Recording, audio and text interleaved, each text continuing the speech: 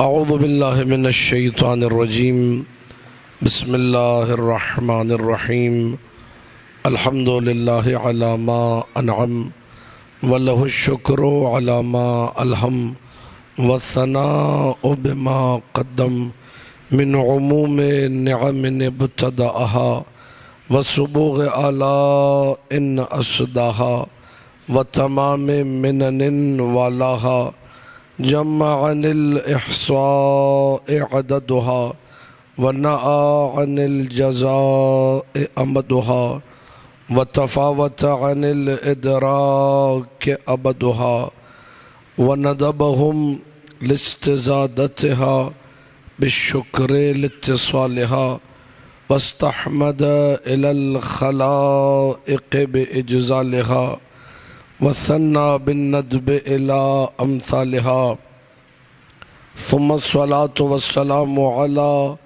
نبيه أمينه على الوحي وصفيه وخيارته من الخلق ورضيه سيدنا ومولانا أبي القاسم محمد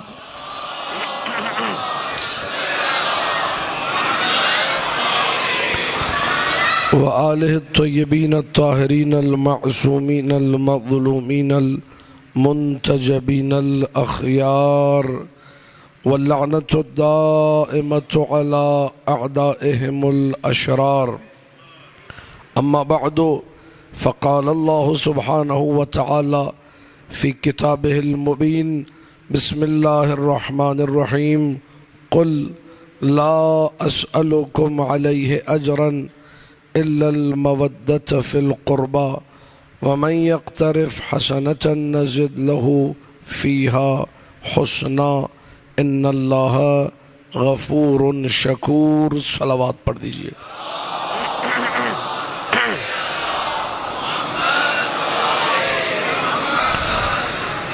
عزیزان محترم، مودت فی القربى اجر رسالت مصطفیٰ ہے۔ مودت فی القربى ہم سب کے لیے سرمایہ حیات ہے۔ مودت فی القربى وہ قیمتی دولت ہے جس کے طفیل ہماری نیکیاں بڑھنے لگتی ہیں۔ مودت فی القربى وہ سرمایہ ہے جس کی بدولت اللہ غافر سے ہمارے لیے غفور بن جاتا ہے اور شاکر سے ہمارے لیے شکور بن جاتا ہے۔ اللہ سبحانہ وتعالی اس مودت کو قرآن میں جس اہمیت کے ساتھ بیان کر رہا ہے، چونکہ مسلمانوں نے قرآن کو چھوڑ دیا، لہذا قرآن میں بیان کردہ چیزوں کی اہمیت سے بھی مسلمان غافل ہو گئے۔ امیر کائنات علی ابن ابی طالب صلوات اللہ وسلامہ علیہ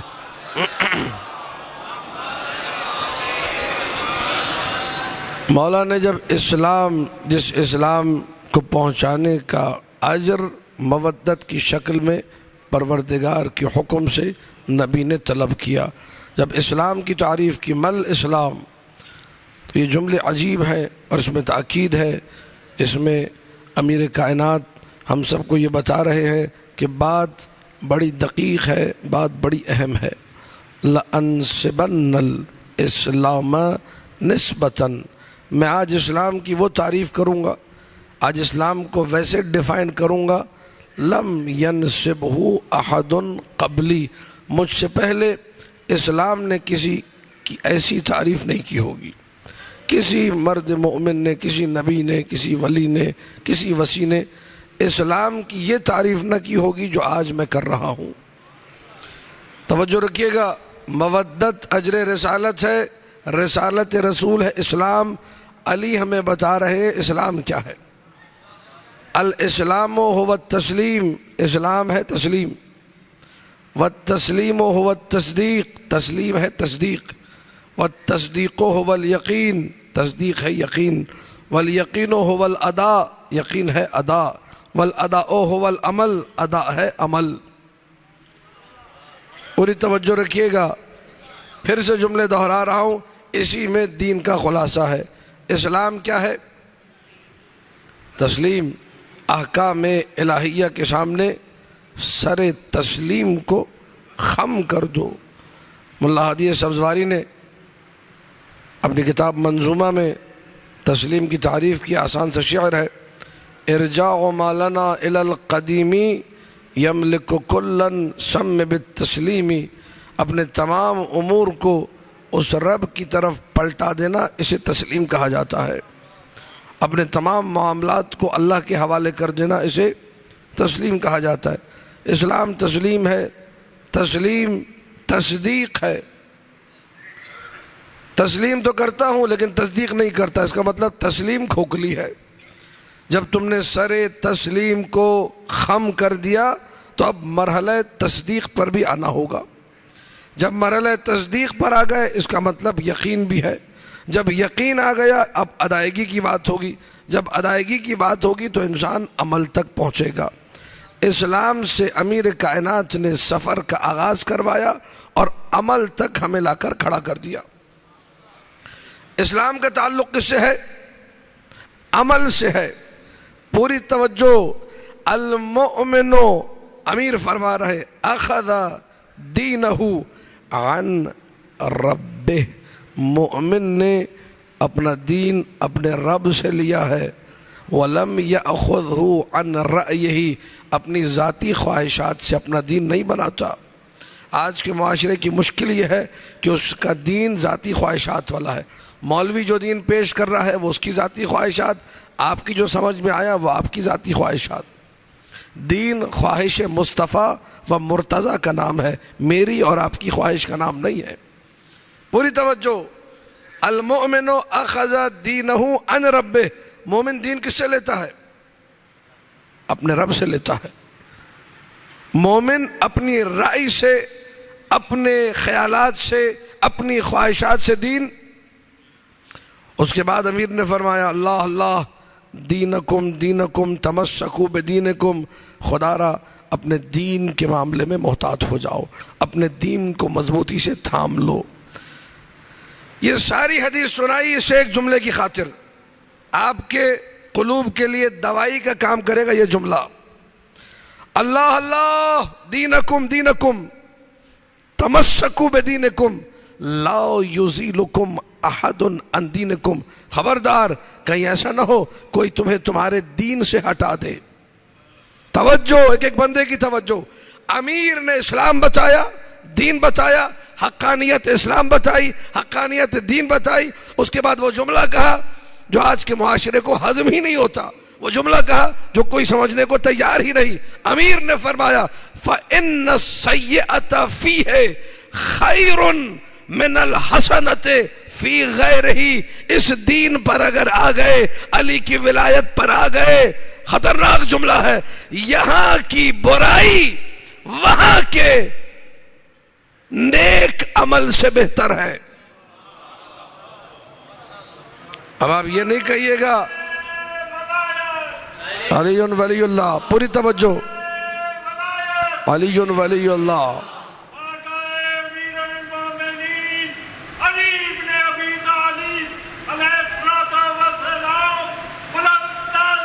صلوات اللہم صلی علی محمد و آل محمد. اب آپ یہ مت کہیے گا جی نیک عمل کی توہین ہو گئی. امیر کائنات نے فرمایا ہے، حوالہ ہے امالی صدوق. حوالہ کیا ہے؟ امالی صدوق. شیخ صدوق علیہ الرحمہ نقل کیا، علامہ مجلسی نے بہار میں نقل کیا، شیخ عباس قمی نے سفینۃ البحار میں نقل کیا. بڑے بڑے اعاظم نے، اساطین نے اس روایت کو معتبر روایت قرار دیتے ہوئے نقل کیا. علی نے اسلام کی تعریف کی. آخر میں جملہ کہا اس دین کو، جو دین میں تمہیں بتا رہا ہوں، جو علی تمہیں دین بتا رہا ہے، اسے مضبوطی سے تھامو. کیوں؟ اس لیے کہ اس دین میں رہتے ہوئے گناہ بہتر ہے کسی اور کے در پر حسنہ سے. اب اگر نماز حسنہ ہے تو یہاں کا گناہ وہاں کی نماز سے بہتر. اگر روزہ حسنہ ہے تو یہاں کا گناہ وہاں کے روزے سے بہتر. یہ وہاں کا روزہ ہے، یہ وہاں کی نماز ہے. جن کا علی و اولاد علی سے کوئی تعلق، جن کی سمجھ میں نہ آیا، علی نے منطقی برہان پیش کیا. سلام اللہ علی الامیر. ایک ایک جملہ نہ پا چلا ہے.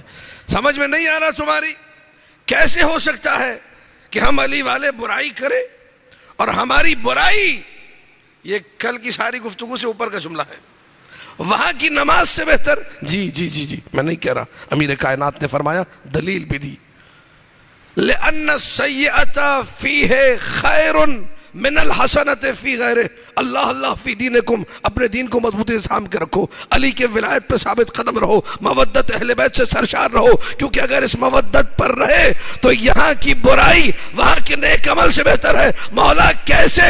کہ لِأَنَّ السَّيِّئَةَ فی دینکم، اللہ اکبر، تغفر والحسنۃ ہناک لا تقبل، یہاں برائی علی کی ولایت کے صدقے میں بخش دی جائے گی، وہاں کی نیکی قبول نہیں ہوگی۔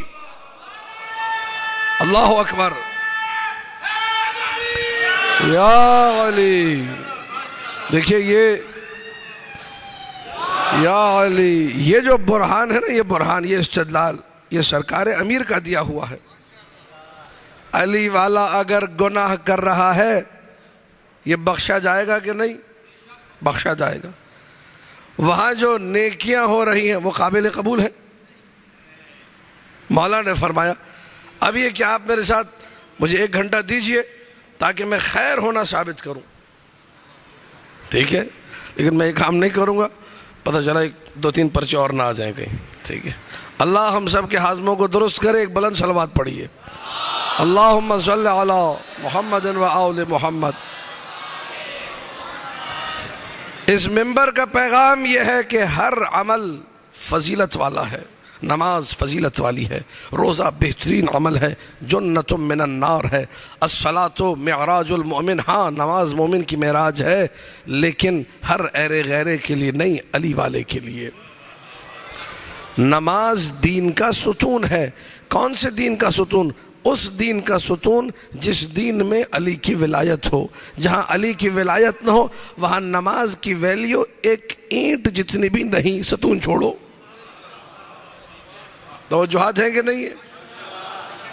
سارے اعمال کمال کے، سارے اعمال بہترین تب جب علی کی محبت ہو۔ در علی سے جدھر بھٹکے، ہٹے، دور ہوئے، تمہارا کوئی عمل کسی کام کا نہیں ہے۔ ساری زندگی معصومین یہی بتاتے رہے، میں بھی یہی بتا رہا ہوں۔ اس کے بعد اب آتے ہیں اپنوں کی طرف۔ اب اپنوں کی بات کر رہا ہوں میں، وہ جو اصل میں مجلس ہے تسلسل کے ساتھ، ایک گفتگو ہوتی ہے اپنوں کے بارے میں، ایک گفتگو ہوتی ہے غیروں کے بارے میں۔ سننے والا جس کی توجہ ہلکی سی بھی بڑھتی ہے وہ ان دونوں کو خلط کر جاتا ہے کہ غیروں کے بارے میں بات ہو رہی تھی، پھر اپنوں کے بارے میں بات شروع ہو گئی، اس کا مطلب ہماری نماز کی توہین ہو گئی۔ میں نے جملہ کہا تھا کل بھی، پھر دہرا رہا ہوں کہ ہمارا تو نظریہ یہ ہے کہ اگر کوئی علی والا علی والے کو دیکھ کے مسکرائے تو اللہ مسکراہٹ کے صدقے میں سارے گناہ بخش دیتا ہے۔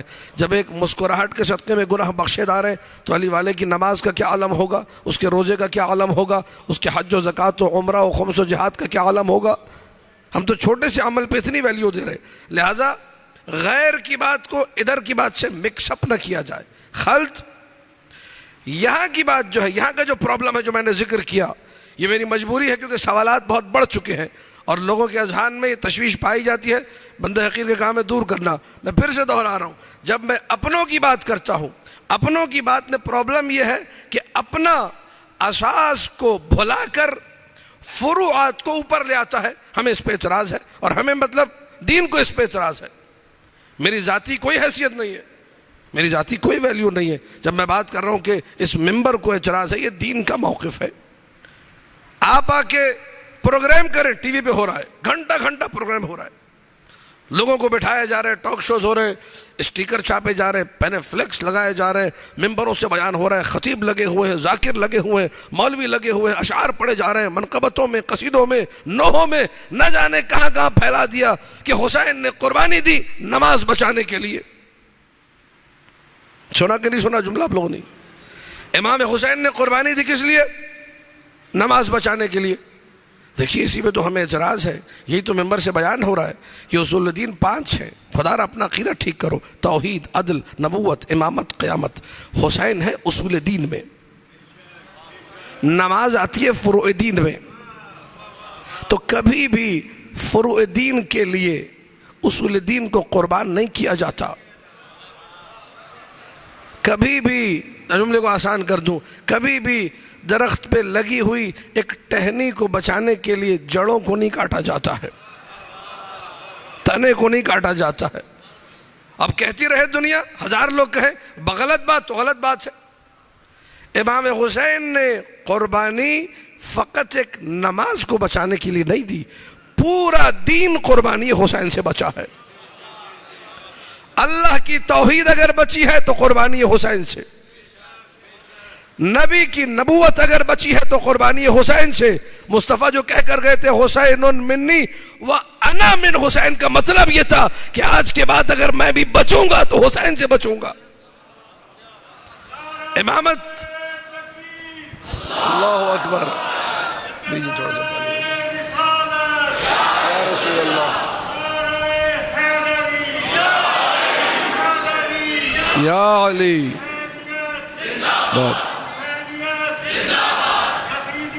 مرد آباد، جزاک اللہ بے شمار۔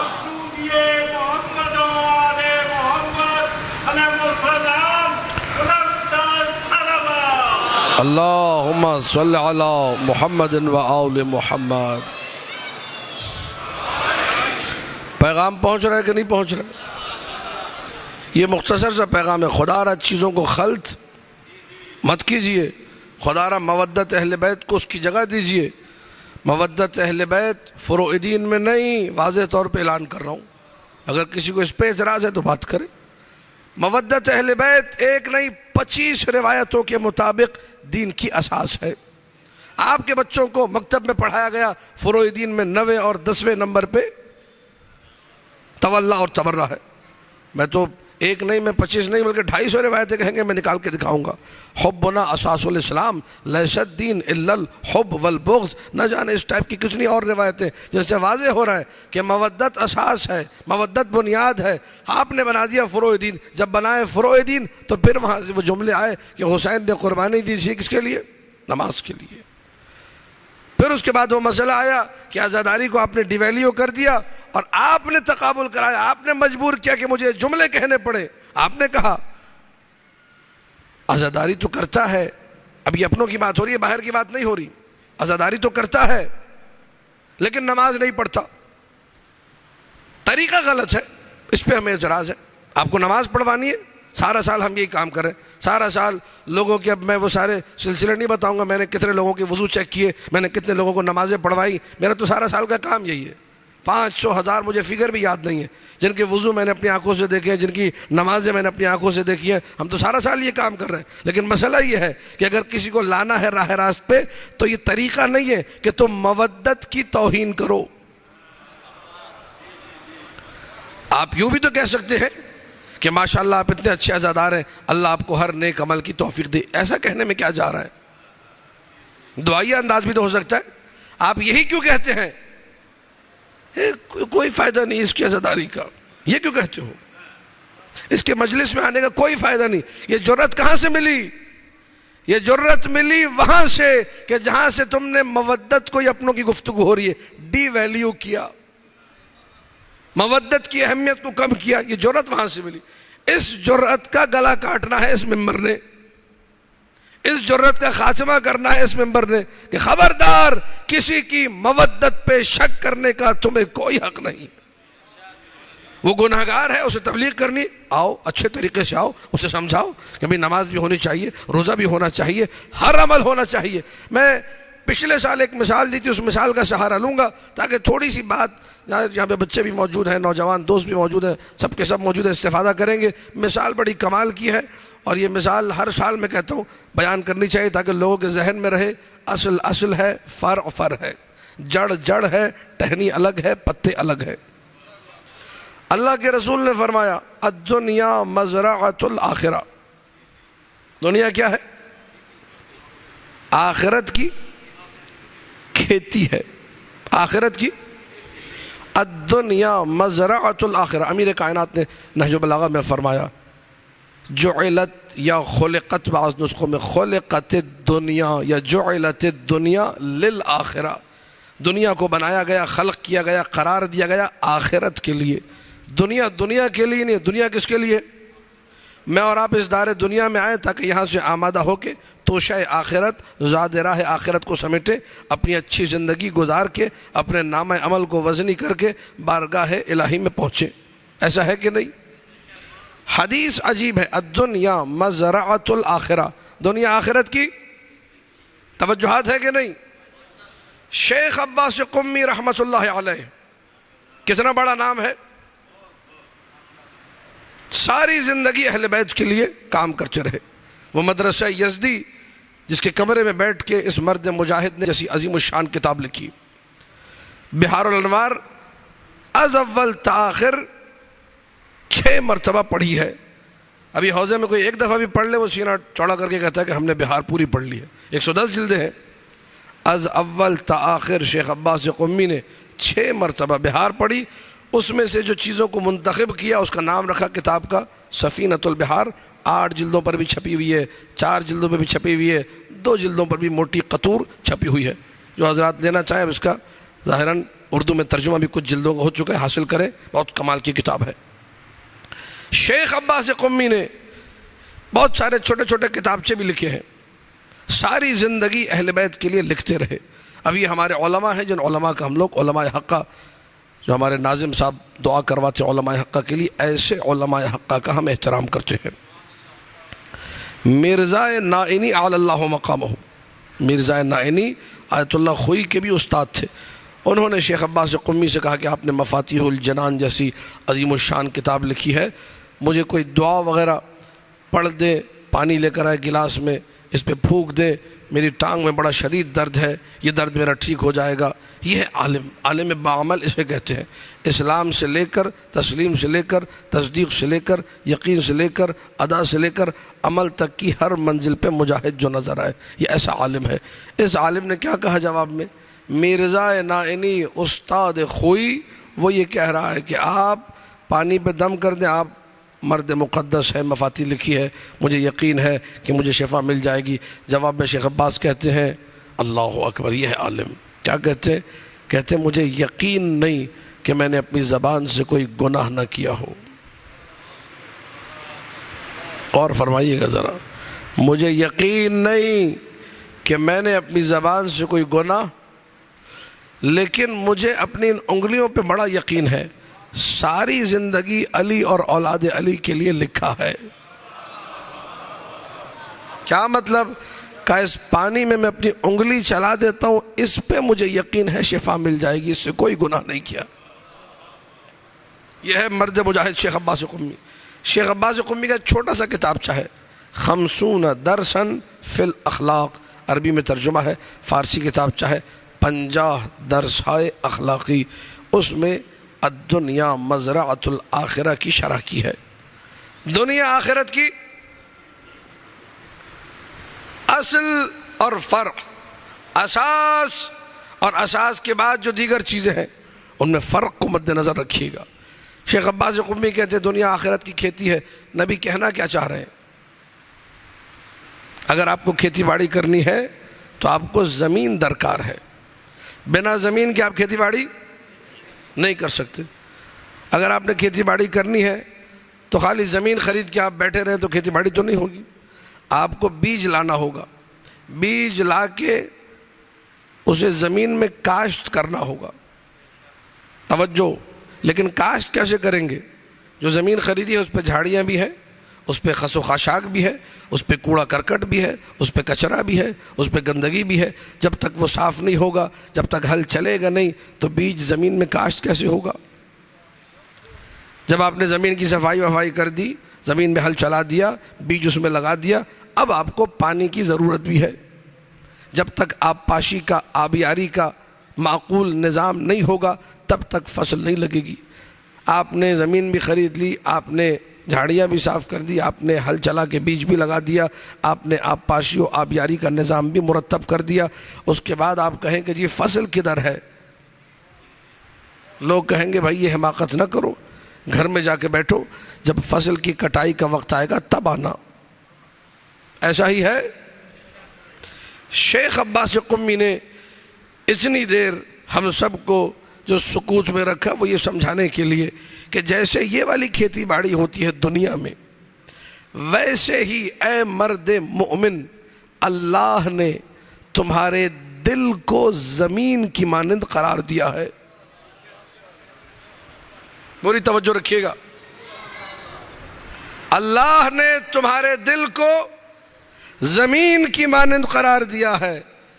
اس زمین پر کون سا بیج لگانا ہے؟ بیج کو پہچانو، بیج کی حقیقت کو سمجھو، بیج کون سا لگانا ہے جس پر تمہارے مطابق فصل کٹے۔ شیخ عباس قمی کے جملے ہیں، فرمایا اے مرد مومن اللہ نے تمہارے دل کو زمین کی مانند قرار دیا تاکہ اس پر ولایت علی کا بیج لگاؤ۔ ٹھہریے گا ذرا، ٹھہریے گا، ولایت علی کا بیج لگاؤ۔ اور ولایت علی کا بیج لگانا ہے جیسے اس زمین پر جب تک گندگی صاف نہ ہو، کچرا صاف نہ ہو، کوڑا کرکٹ صاف نہ ہو، بیج نہیں لگتا۔ اس زمین دل پر بھی علی کی ولایت کا بیج تب تک نہیں لگے گا جب تک سیدہ کے قاتلوں پہ لعنت نہیں بھیجو گے، یہ دل صاف نہیں ہوتا ہے۔ اللہ اکبر، یا علی یا علی۔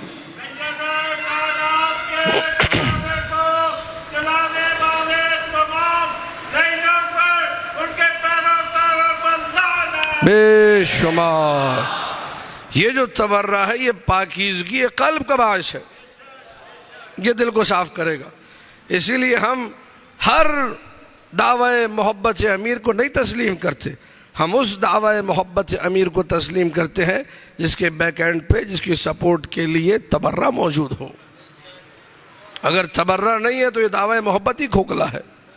دعوی مودت کی حقیقت تب سامنے آتی ہے کہ جب منہ سے تبرہ نکلے یا نہ نکلے، نکلے تو سچا ہے، نہ نکلے تو فراڈ ہے۔ پوری توجہ، اب دل کو ہم نے صاف کر دیا، دشمنان اہل بیت پر لعنت بھیج کے تبرہ کر کے ہمارا دل یک طرف ہو گیا، مودت ہماری فی القربہ ہو گئی۔ مودت فی القربہ بنتی ہی تبرہ سے ہے۔ جب تک تبرہ نہ ہو وہ فی القربہ نہیں ہوتی ہے۔ وہ للقربہ تو ہو سکتی ہے، وہ لقربہ تو ہو سکتی ہے، وہ مودت القربہ تو ہو سکتی ہے، لیکن فی القربہ تب ہوگی جب ان کے دشمنوں پہ لعنت بھیجو گے۔ اب آپ کی مودت جب فی القربہ ہو گئی، پوری توجہ، وہ جو نماز کی فکر میں ہے، وہ جو روزے کی فکر میں ہے، وہ جو حج و عمرے کی فکر میں ہے، اللہ ہم سب کو ان ساری عبادتوں کی توفیق عطا کرے۔ ان کے لیے جملہ عرض کر رہا ہوں، یہ شیخ عباس قمی نے لکھا، یہ میں نے نہیں لکھا، یہ میرا قلم نہیں ہے، یہ علم کا قلم ہے، یہ ستون مذہب کا قلم ہے۔ یہ وہ لکھ رہا ہے، اپنی کتاب میں لکھ رہا ہے کہ زمین دل پہ ولایت علی کا بیج لگاؤ، دشمنان اہل بیت پہ تبرہ کر کے زمین کو صاف کرو، پھر بیج لگاؤ۔ جب بیج لگا دیا اب اس پر پانی چھڑکنا ہے۔ پانی کیسے چھڑکا جائے گا؟ ولایت علی کے بیج پر نماز کا پانی چھڑکو، روزے کا پانی چھڑکو، حج کا پانی چھڑکو، عمرے کا پانی چھڑکو۔ جتنا عمل نیک کرتے جاؤ گے علی کی ولایت میں پروان چڑھتے جاؤ گے۔ اللہ اکبر۔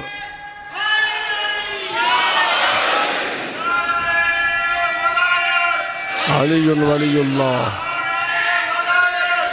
علی ولی اللہ، علی ولی اللہ، علی ولی اللہ، سلام اللہ علیہ، سلام اللہ علیہ۔ اللہم صلی علی محمد وآل محمد۔ پیغام پہنچ رہا ہے کہ نہیں پہنچ رہا؟ یہ علماء کے جملے ہیں، یہ میں نے کسی ذاکر کی ڈائری سے تو نہیں نکالا۔ آپ کہیں گے بھئی ذاکر تو ساری باتیں غلط پڑھتے ہیں، حالانکہ ہمارے قدیم ذاکر، خدا ان کے درجات بلند کرے، آج پاکستان میں جو تشیع پھیلی ہے، ایک بہت بڑا ہاتھ ان ذاکرین اعظام کا ہے جو بہترین مجلس پڑھتے تھے، جو بہترین گفتگو کرتے تھے۔ اب اگر دو بندے غلط کریں تو پوری صنف کو غلط نہیں کہا جا سکتا۔ پوری توجہ رہے۔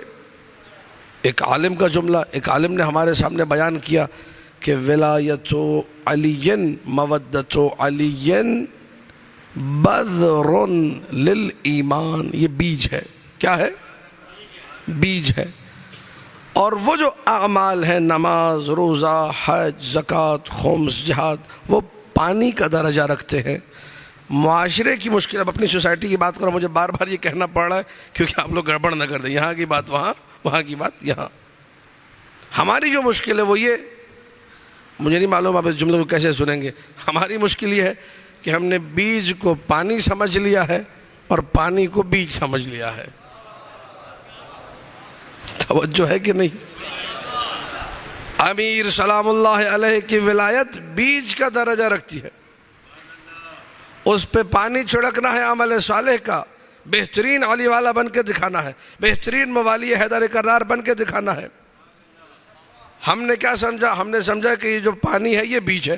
ہم نے نماز کو بیج سمجھ لیا اور ہم نے یہ جملے کہے کہ تمہاری عزاداری تب کام کی ہے، تمہارا یہ نعرہ تب کام کا ہے، تمہاری ولایت امیر تب کام کی ہے کہ جب تم نماز پڑھو. نہ بابا، یہ جملہ غلط ہے، یہ ہماری عقل میں نہیں آنے والا. ہم نے جتنی حدیثیں پڑھی اس سے یہ نکلتا ہے کہ اگر تم ولایت رکھتے ہو تو نماز کام کی ہے. یہ کہیں بھی نہیں نکلتا کہ اگر تم نماز پڑھ رہے ہو تو ولایت کام کی ہے. ان دو جملوں کے فرق کو، یہ اپنوں کی گفتگو ہے. آپس میں جو گفتگو ہوتی ہے کہ جی فلاں یہ نہیں کرتا، فلاں یہ نہیں کرتا، اس کی مودت کو ڈی ویلیو کر دیا. خدا را یہ نہ کیجئے. ہر محب علی کی محبت کا احترام واجب ہے، مستحب نہیں، واجب ہے. ہاں اگر آپ اپنی ذاتی کوئی دشمنی نکال کے کچھ کر رہے ہیں تو اس کا عذاب آپ کو بھگتنا ہوگا. توجہ ہے کہ نہیں؟ اگر آپ کو درد دل ہے، اگر آپ کو قوم کے اندر تبلیغ کرنے کی فکر ہے، اگر آپ اچھے مبلغ بننا چاہتے ہیں، تو جس کے دل میں علی کی محبت ہے وہ فرعون سے بدتر نہیں، اور آپ جتنے بڑے بھی مبلغ بن جائیں آپ موسیٰ سے برتر نہیں. اللہ نے موسیٰ کو بھی جب فرعون کے پاس بھیجا تھا تو موسیٰ و ہارون سے کہا وَقُولَا لَهُ قَوْلًا لَيِّنًا. فرعون کے پاس جا رہے ہو، پیار سے بات کرنا. نہ وہ فرعون سے بدتر، نہ آپ موسیٰ سے برتر. تو خدا را اپنے طرز تبلیغ کو ٹھیک کیجیے، اپنے انداز تبلیغ کو ٹھیک کیجیے. آپ کو سمجھانا ہے سمجھائیے، اچھے طریقے سے سمجھائیے. لوگوں کو محبت علی سے قریب تر کیجیے. ایک مومن کا احترام جو معاشرے میں مفقود ہوتا جا رہا ہے وہ اسی وجہ سے، کیونکہ اس معاشرے میں مودت کی ویلیو نہیں ہے. جس دن اس معاشرے میں مودت اہل بیت کی ویلیو آ گئی، ہم میں سے ہر شخص ایک دوسرے کا احترام کرنے لگ جائے گا. امام موسیٰ کاظم سلام اللہ علیہ، اللہم صلی علی محمد و آل محمد. یہ توجہ سے یہ جملے سماعت فرمائیے، یہ عجیب ترین جملے ہیں. مولا کی خدمت میں پہنچا علی ابن یقطین. علی ابن یقطین رحمت اللہ علیہ اصحاب موسیٰ کاظم سلام اللہ علیہ میں. علی ابن یقطین انتہائی باعمل انسان. علی ابن یقطین خادم تشیع. علی ابن یقطین شیعوں کا جگہ جگہ پہ مددگار. علی ابن یقطین لوگوں کے لیے حلال مشکلات بے امر امام. علی ابن یقطین جیسے باب الحوائج نے یہ کہا کہ تم حکومت میں رہ رہے ہو تو اس شرط پہ رہو کہ ہمارے شیعوں کی خدمت کرتے رہنا، ورنہ تمہارے لیے رہنا جائز. علی ابن یقطین ہر سال حج پہ جاتے تھے. 1000 بندوں کو اپنے ساتھ لے جاتے تھے. 1000 شیعیان امیر المومنین. اتنے پیسے والا آدمی تھا، سب کو پیسہ اپنی طرف سے دیتا، میری طرف سے حج کرو. 1000 بندے علی ابن یقطین کی نیابت پہ حج کرتے تھے. توجہ رکھیے گا. علی ابن یقطین جو امر مولا کا مطیع ہے، جب جب حج پہ جاتے تھے، وسائل الشیعہ میں روایت ہے ان من اکمال الحج زیارتنا اہل البیت. حج مکمل تب ہوتا ہے جب ہم اہل بیت کی زیارت ہو جائے. تو علی ابن یقطین پہنچتے تھے مولا کی خدمت میں، زیارت کرتے تھے. اچھا یہ ذہن میں رہے، وزیر ہے، وزیر، بادشاہ کا وزیر، امور مملکت کی باغ دوڑ جس کے ہاتھ میں ہے وہ وزیر. کوئی چھوٹا بندہ، وی آئی پی بندہ، پروٹوکول والا بندہ، حکومتی لحاظ سے اہمیت کا حامل بندہ. علی ابن یقطین ایک مرتبہ حج پر گئے تو باب الحوائج کی خدمت میں حاضر ہونے کے لیے پہنچے. بعد حج دق الباب کیا، دروازہ بجایا. کس کے دروازے پہ کھڑے؟ جس کو میں اور آپ سب جانتے ہیں باب الحوائج کے نام سے. صلوات پڑھنا تو بآواز بلند پڑھی. اللہم صلی علی محمد و آل محمد. اللہ اکبر. یہ جملے ہم سب کے ضمیروں کو جھنجھوڑنے کے لیے کافی ہے. علی ابن یقطین باب الحوائج کے دروازے پر، اور باب الحوائج کہ جن کا دروازہ ساری کائنات کے لیے کھلا ہوا ہے، جو باب اللہ فی الارض ہے. جنوں کی مشکل بھی اسی نے حل کرنی ہے، انسانوں کی مشکل بھی اسی نے حل کرنی ہے، حیوانات کی مشکل بھی اسی نے حل کرنی ہے، چرند و پرند کی مشکل بھی اسی نے حل کرنی ہے. السلام علیک یا نور اللہ فی ظلمات الارض. ساتویں مولا کے معجزات، یہ خود ایک موضوع ہے پورے عشرے کا، کیا کیا معجزات تھے. علی ابن یقطین ایسی ہستی کے دروازے پر ہے، اس پورے جاہ و شم پروٹوکول کے ساتھ، لیکن ساتویں مولا نے ملنے سے انکار کر دیا. یہ اس منبر کا پیغام ہے اور کچھ نہیں. ساتویں مولا نے ملنے سے میں نہیں ملنا. باب الحوائج کا دروازہ ہے، مذاق نہیں. علی ابن یقطین کافی دیر کھڑا رہا، دق الباب کیا، منت سماجت، واپس. اگلے دن پھر آیا، مولا اجازت دے دیجیے، مولا اندر آنے دیجیے. نہ. اب اسی دن یا اگلے دن پھر تیسری مرتبہ میں آیا، اجازت ملی، داخل ہوا، پریشان. مولا میرے ساتھ ایسا کبھی نہیں ہوا، میں تو ہر سال حج پر آتا ہوں، ہر سال آپ کی بارگاہ میں حاضر ہوتا ہوں، کبھی ایسا نہیں ہوا کہ باب الحوائج نے مجھے رد کیا ہو. میں تو آپ کے امر کا مطیع ہوں، میں تو آپ کا خادم ہوں، میں تو آپ کا نوکر ہوں. یہ کس بات کی سزا مل رہی ہے کہ مجھے 2 مرتبہ دروازے پہ کھڑا رکھا گیا، تیسری مرتبہ آنے کا موقع دیا گیا؟ توجہ توجہ توجہ، ایک ایک بندے کی توجہ. ساتویں مولا نے فرمایا ہمارا ایک شیعہ علی ابن ابراہیم کوفی بھی تمہارے دروازے پر 2 مرتبہ کھڑا رہ کے کوفہ چلا گیا ہے. آپ دیکھیے امامت درس دے رہی ہے ایک عام شیعہ کے احترام کا. اور کیسے درس دے رہی ہے؟ وزیر کو دروازے پہ روک کے رکھا 2 مرتبہ، اندر نہیں آنے دیا. یہ جملہ کم جملہ نہیں ہے ساتویں مولا کا. اے علی ابن یقطین، ہم تم سے اس وقت تک راضی نہیں ہوں گے جب تک علی ابن ابراہیم کوفی راضی نہ ہو جائے. اللہ اکبر. یہ جملہ قیامت سے کم نہیں ہے علی ابن یقطین کے لیے. ظاہر ہے جس کا مولا حجت وقت امام زمانہ کہہ دے کہ میں تم سے ناراض ہوں جب تک وہ راضی نہ ہو جائے، اس کے لیے تو قیامت ہے، اس کے لیے تو زندگی اندھیری ہو گئی ہے. رونے لگا بلک بلک کے، تڑپ تڑپ کے علی ابن یقطین. فرزند رسول یہ مدینہ ہے، میں ابھی کہاں سے کوفہ پہنچوں گا؟ وہ جس کے ہاتھ میں کائنات کا نظام ہے بِإِذْنِ اللہ، وہ جو قدرتوں کو اپنی مٹھی میں رکھتا ہے، وہ جو ید اللہ کی نسل میں ہے، وہ جو وجہ اللہ کا لخت جگر ہے، اس نے کہا پریشان مت ہو، گھوڑے پہ سوار ہو، بقیع میں داخل ہو. جب تم بقیع میں داخل ہوگے ہمارا حکم دیکھنا. علی ابن یقطین گھوڑے پہ سوار ہوئے، بقیع میں داخل ہوئے. امام کے حکم سے گھوڑے کو صرف ایک ایڑ لگائی تو کوفے میں علی ابن ابراہیم کوفی کے دروازے پر تھے. علی ابن ابراہیم کوفی کا دروازہ بجایا. ہمتن گوش ہو کے یہ جملے سنیے. علی ابن ابراہیم کوفی نے دروازہ کھولا، دیکھا علی ابن یقطین اندر. بلایا. علی ابن یقطین نے گھر میں اپنا سر، اپنا ماتھا علی ابن ابراہیم کوفی کے قدموں میں رکھا. اس کے بعد سر اٹھایا آسمان کی طرف. بار الہ، مولا کو راضی کرنے کے لیے شیعہ کو راضی کر رہا ہوں. میں اور آپ کیا اتنی مودت اور اتنے احترام کے قائل ہیں؟ تھوڑا سا سوچئے. میری آپ سے لڑائی ہو جائے، آپ کی مجھ سے لڑائی ہو جائے، ہم کبھی ایک دوسرے کو مناتے ہیں؟ نہیں مانتا تو نہ مانے، نعوذ باللہ کبھی کہتے ہیں، کبھی اس کو جہنم کا راہی کر دیتے ہیں، کبھی اس کو کسی اور مقام پہ بھیج دیتے ہیں، کبھی جو ہے نا لغتیں بدل بدل کے جہنم کے لیے نئے نئے الفاظ ڈھونڈ ڈھونڈ کے لاتے ہیں. کس کے لیے؟ شیعوں کے لیے. کتنے شیعوں کو ہم نے کہا یہ فاسق ہے، یہ فاجر ہے. فاسق و فاجر معصوم نے منع کیا کہ شیعہ کو فاسق و فاجر نہ کہو. اگر آپ کہتے ہیں کہ میں امر مولا کی اطاعت کرتا ہوں تو کیجئے اطاعت. مولانا نے کہا جب بھی شیعہ کو کہو اگر برا بھی ہے، چور بھی ہے، ڈکیت بھی ہے، گناہگار بھی ہے، شرابی بھی ہے، تو کہو فاسق العمل، فاجر العمل۔ وہ جس کے دل میں علی کی محبت ہو اسے ہر طریقے سے فاجر کہنا جائز نہیں۔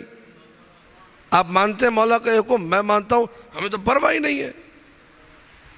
ہمارے لیے مودت کی وہ ویلیو ہے ہی نہیں جو ہونی چاہیے، جو ایک شیعہ کے دل میں احترام ہونا چاہیے اس مودت کا، کہ سامنے والے کے دل میں محبت اہل بیت ہے، اس کا کتنا احترام ہے۔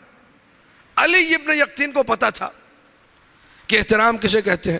اب کیا مجبوری ہوئی، ملاقات نہیں ہو سکی، علی ابن یقطین نے منع کر دیا، تھوڑا سا بھی سامنے والے کو ڈی ویلیو کیا، بعد میں مولا نے اسے احساس دلایا، جا کے قدموں میں سر رکھ کے معافی مانگی۔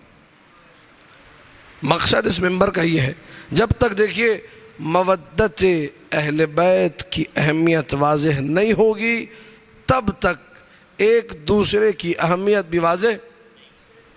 معصوم اگر یہ کہتے ہیں ایک نہیں 25 روایات میں من احبنا و احب محبنا، جو ہم سے محبت کرے اور ہم سے محبت کرنے والوں سے محبت کرے۔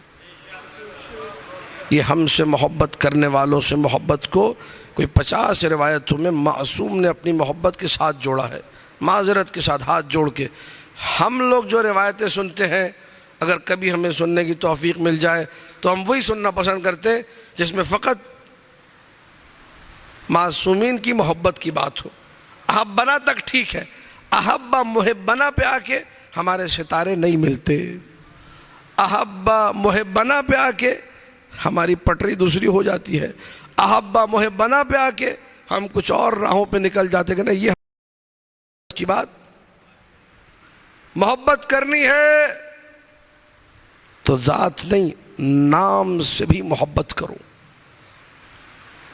معصومین نے مودت کو رتبہ دیا اپنی جگہ، معصومین کو وہ الفاظ جو مودت سے جڑے ہوئے ہیں ان سے بھی پیار تھا۔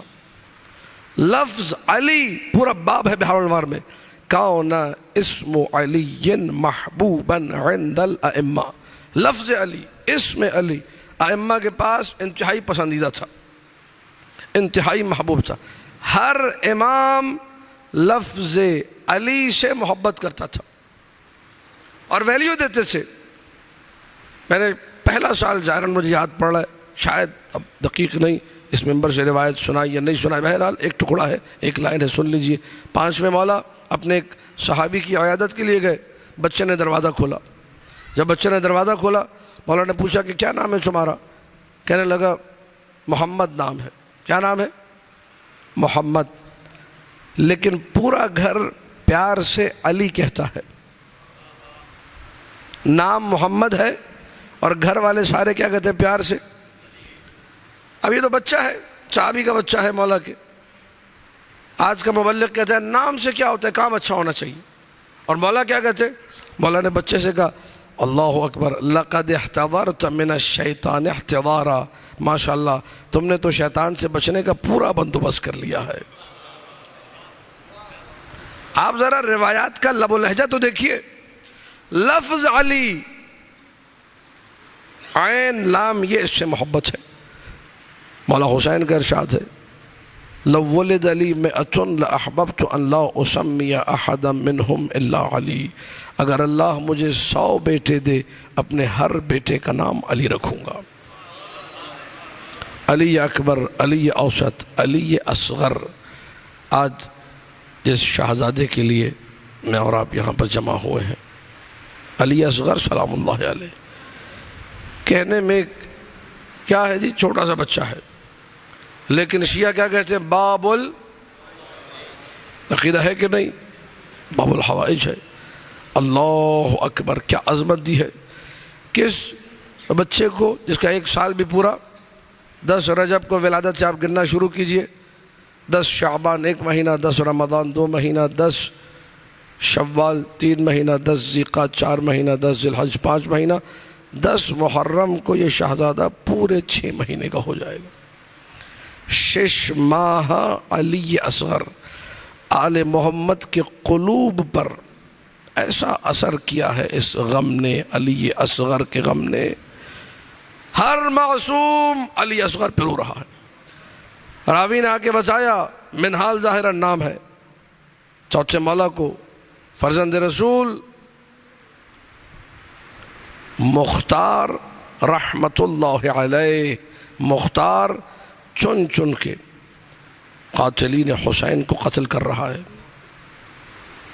کہ جیسے ہی جملہ اس نے چوتھے مولا سے کہا، سر جھکا ہوا تھا، سر اٹھایا کہ یہ بتاؤ حرملہ کا کیا ہوا ہے۔ اس جملے کا مطلب یہ ہے کہ سید سجاد کے دل پر بھی غم علی اصغر بہت بڑا ہے۔ یہ بتاؤ حرملہ کا کیا بنا ہے، یہ بتاؤ حرملہ کو سزا ملی کہ نہیں ملی۔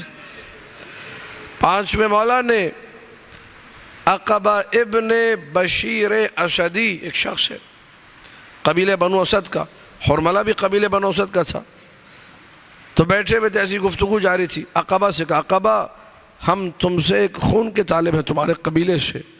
کہنے لگا، مولا کس کا خون؟ کہا علی اصغر کا خون، تمہارے قبیلے کے بندے نے ہمارا یہ شہزادہ مارا ہے۔ اجرکم علی اللہ، یہ عجیب مجاہد ہے حسین کا، جس نے اپنے جہاد کا اعلان عجیب انداز میں کیا، جس نے اپنی تیاری کا اعلان عجیب انداز میں کیا۔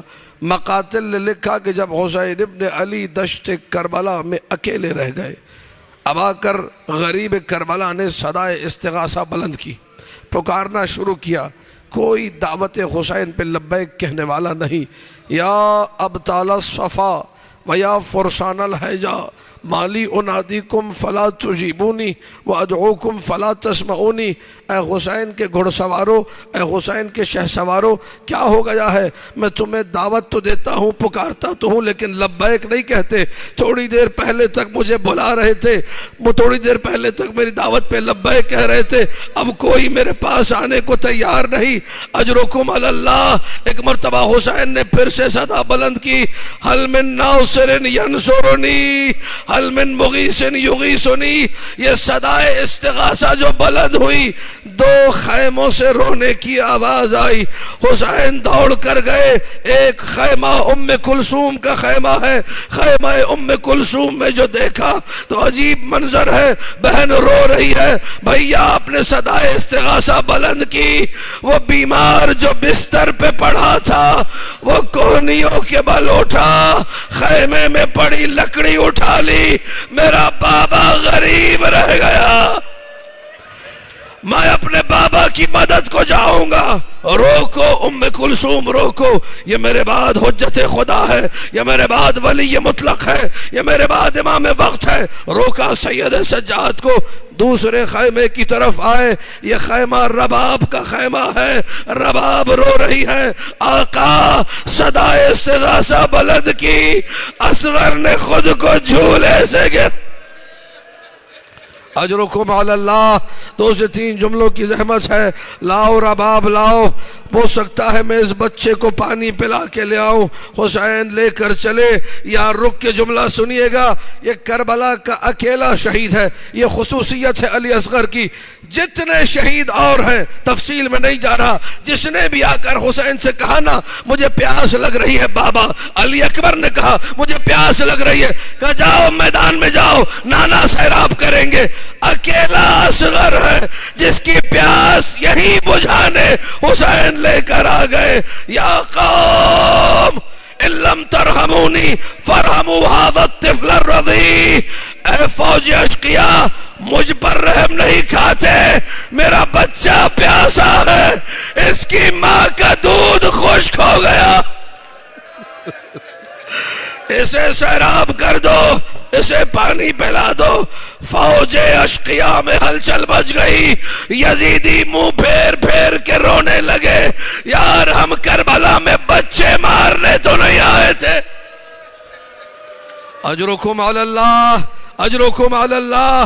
حسین نے ایک مرتبہ اصغر سے کہا، اصغر دشمن کو تیری پیاس پہ یقین نہیں آ رہا، میں تجھے خاک کربلا پہ لٹا دیتا ہوں۔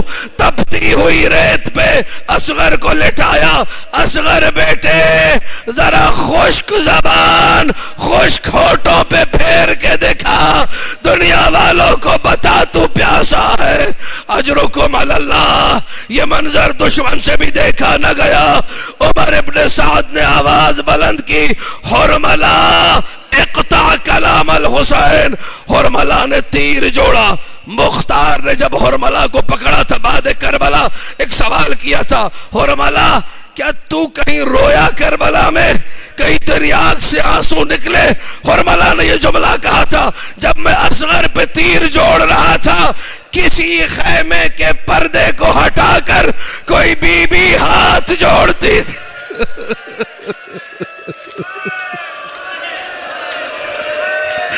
میرے اصغر کو نہ مار۔ تیر 3 پھلوں والا ہے، زہر میں بجھا ہوا ہے۔ حرملہ نے عمر سعد سے پوچھا نشانہ کہاں کلو؟ کہا گلے کی سفیدی دیکھ رہا ہے، سفیدی کا نشانہ لے۔ اجرکم علی اللہ۔ شیخ عباس قمی نے نفس المحموم میں لکھا ہے کہ اصغر کی خشک لبوں پر خشک زبان دیکھ کر حسین جھکے کہ میں اصغر کو بوسہ دوں۔ حسین کے بوسہ دینے سے پہلے حرملہ کے تیر نے اصغر کے گلے کا بوسہ۔ آخری جملے عزادارو، تیر کا کام گلا چھیدنا ہے، تیر کا کام چھیدنا ہے، لیکن یہاں اصغر چھوٹا ہے، تیر بڑا ہے۔ مقتل کا جملہ ہے فَذُبِحَ الطِّفْلُ مِنَ الْوَرِيدِ إِلَى الْوَرِيدِ۔ بچہ حسین کے ہاتھوں پہ ایسے ہوا گردن کٹ کر الگ ہو گئی۔ اجرکم علی اللہ۔ آواز آئی، آواز آسمانوں سے آواز آئی، اللہ اکبر، دعنہو، اللہ اکبر، داؤ داؤ۔ حسین سے کہا اسے چھوڑ دو، ہم نے جنت میں اس کے دودھ کا انتظام کیا ہے۔ اللہ دلاسا دے رہا ہے حسین کو۔ حسین نے بچے کو لیا، لے کر چلے خیمے کی طرف۔ رباب کے خیمے کے پاس آئے، رباب میں تیرا آقا ہوں، رباب میں تیرا شوہر ہوں، رباب میں تیرا سب کچھ ہوں۔ ہاں مولا، رباب میں تیرے بچے کو پانی نہ پلا سکا۔